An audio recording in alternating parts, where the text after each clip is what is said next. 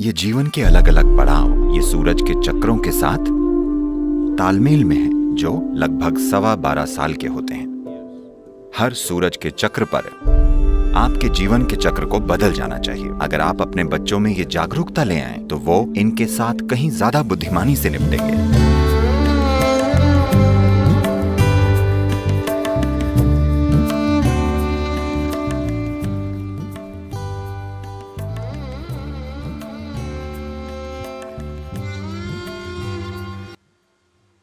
आपको पता है, ये अपने आप नहीं आता। ऐसा कोई रास्ता ही नहीं है। बस एक पीढ़ी पहले तक ही आपको शादी, बच्चों और बाकी सब के बारे में बहुत कुछ सिखाया जाता था। अब हमारी शिक्षा प्रणाली बस यहाँ उद्योग और व्यापार की सेवा के लिए है, इंसानों की सेवा के लिए नहीं। हमारी शिक्षा बहुत बढ़िया इंसान बनाने के लिए नहीं है। ये सिर्फ मैनेजर, सुपरवाइजर, डॉक्टर, इंजीनियर बनाने के लिए है। You're just a cog in the economic machine. आप बस आर्थिक मशीन का एक छोटा सा पुर्जा है जो काम कर रही है। तो कल सुबह बड़े पैमाने पर शिक्षा प्रणाली को बदलना मुमकिन नहीं है, पर आप अपने और अपने बच्चों के लिए इसे बदल सकते हैं अगर आप इच्छुक हो। वर्णाश्रम धर्म जैसी एक चीज हुआ करती थी जो जीवन के 4 पड़ावों के लिए एक इंसान को तैयार करती थी। पैदा होने से 12 साल तक बाल्यावस्था कहलाता था। उस दौरान एक बच्चे को कुछ नहीं करना चाहिए, उसे बस खाना, खेलना और सोना चाहिए। कोई ABC नहीं, कोई 1 2 3 नहीं, कुछ नहीं। क्योंकि दिमाग के एक खास आकार तक खिलने से पहले उसमें किसी भी तरह की जानकारी भरना या कोई उद्देश्य डालना, उसमें किसी भी तरह का उद्देश्य डाल देना,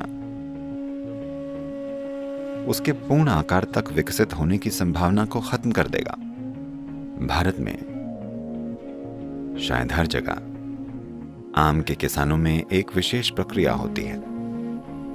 आप देखेंगे कि अगर आप आम के पौधे लगाएं तो दूसरे साल तक असल में आम के पेड़ या पौधों में फूल आने लगते हैं। आपने इस पर गौर किया है? दूसरे या तीसरे साल में पक्का वो फूलों से लदा होगा। तो जागरूक आम का किसान जनवरी फरवरी के महीने में जाकर सारे फूल तोड़ देगा ताकि वो कभी फल ना बने। पर अगर आप एक तिमाही बैलेंस शीट रखने वाले आदमी हैं तो आप फूलों को गिनेंगे और कहेंगे, ठीक है, यहां मैं 150 आम देख रहा हूं। 150 आम गुणे 10 रुपए, 1500 प्रति पेड़। मेरे पास 10,000 पौधे हैं। आप उनमें फल लगने देंगे। वैसे भी उनमें बहुत अच्छे फल नहीं आएंगे, शायद फल आ भी जाएं। पर अगर आप ऐसा करेंगे तो वो पेड़ कभी अपने पूरे आकार तक विकसित नहीं होगा, ये कभी अपनी पूरी क्षमता नहीं पाएगा। तो पौधों के लिए भी हमें पता है। तो फिर ऐसा क्यों है कि बच्चों के लिए हमें नहीं पता? हमें पता है, पर हम चाहते हैं कि हमारा बच्चा पड़ोसी के बच्चे से थोड़ा बेहतर हो जाए। ये हमारी बड़ी गंभीर बीमारी है। Yes. हमारी समस्या यह है कि हमारी पड़ोसी के बच्चे पहले से ही कह रहे हैं। 3 साल का बच्चा कहता है, मैं एक डॉक्टर बनना चाहता हूं। तो इसका मतलब है कि आप पूरी दुनिया को बीमार देखना चाहते हैं। एक 3 साल का बच्चा अगर वो कहता है मैं एक डॉक्टर बनना चाहता हूं, तो सब लोग, अरे मेरे पड़ोसी का बेटा डॉक्टर बनना चाहता। सुनो, तुम क्या बनना चाहते हो? मुझे नहीं पता। कुछ तो कहो।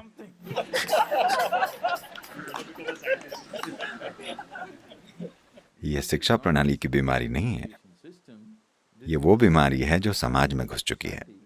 शिक्षा प्रणाली तो बस उस जरूरत को पूरा करना चाह रही है। एक बार ऐसा हुआ, मैं चेन्नई में एक कार्यक्रम कर रहा था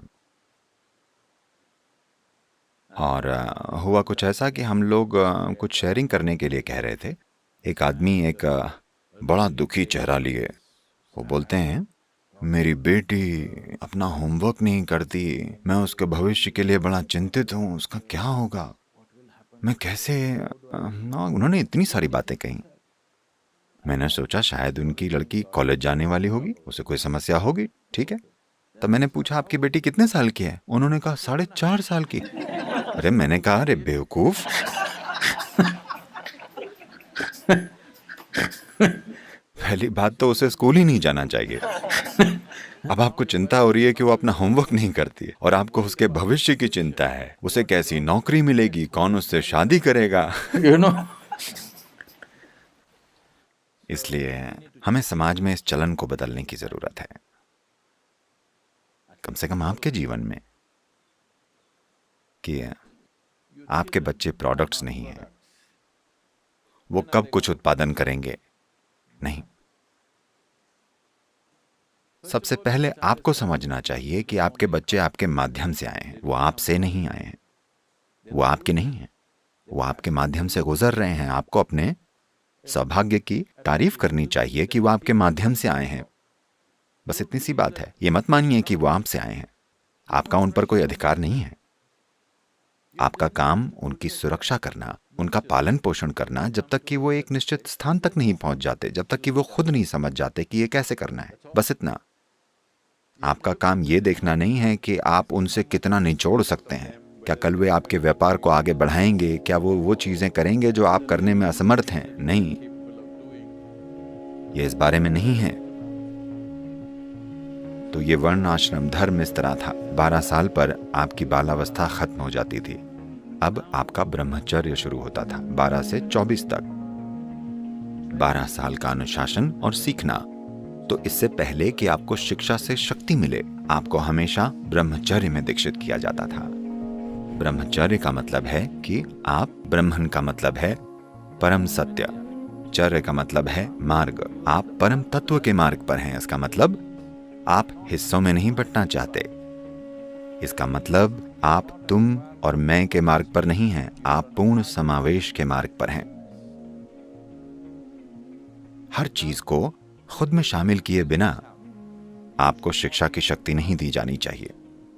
आपको अनपढ़ ही रहना चाहिए, यही सबसे अच्छा है, क्योंकि शिक्षा को एक शक्ति देने के तौर पर देखा जाता था। अगर आपको शक्ति दी गई है कि आप चीजों के हिस्से करें, जो कि हमने आधुनिक दुनिया के साथ किया है, हर नई आने वाली वैज्ञानिक जानकारी और तकनीक सबसे पहले वो मिलिट्री में इस्तेमाल होती है। क्यों? मेरा देश बनाम आपका देश, मेरे पिता better than you. मेरा भगवान आपके भगवान से बेहतर है, मेरे पिता आपके पिता से बेहतर हैं। क्योंकि एक बार ये बंटवारा हुआ और आपको शक्ति मिल जाती है, तो कुल मिलाकर होगा ये कि भद्देपन को बढ़ावा मिलेगा। तो शिक्षा से पहले पहली चीज है ब्रह्मचर्य।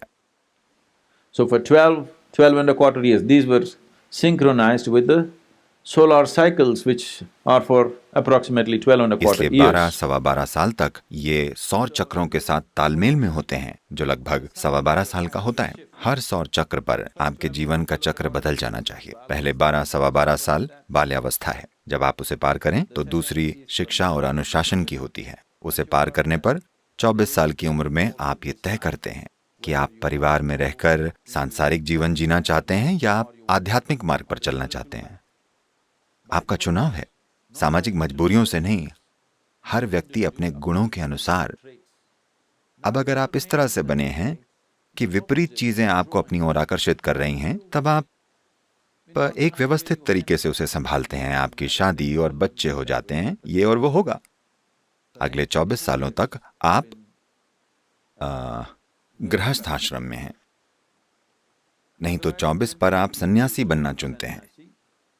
यह तय होता है। एक समय ऐसा था जब 30% भारतीय आबादी सन्यासी बनने का चुनाव करते थे, 70% लोग गृहस्थ बनना चुनते थे, जो अपने आप में एक अच्छा जनसंख्या पर नियंत्रण था। तो 48 की उम्र में आप गृहस्थाश्रम से बाहर आ जाते हैं। ये जा चुका है ना? क्या आप इसे छोड़ सकते हैं? अगर आप इसे छोड़ते हैं तो यह तलाक होता है और तुरंत ही आप किसी और को पकड़ रहे होते हैं। दूसरा, मकान बदलते हैं, उस ढांचे को नहीं छोड़ते। तो 48 पर आप 12 साल के लिए संन्यास लेते हैं, तो परिवार के ढांचे को छोड़ते हैं। क्योंकि अगर 24 साल की उम्र में आपकी शादी होती है, तो जब तक आप 48 के होते हैं, आपके बच्चे 20 साल के ऊपर के होते हैं। हो सकता है वो इसे शब्दों में बोल ना पाए, पर वो आपको बाहर चाहते हैं, या वो बाहर जाना चाहते हैं या आपको बाहर चले जाना चाहिए। इन दिनों आप चुन रहे हैं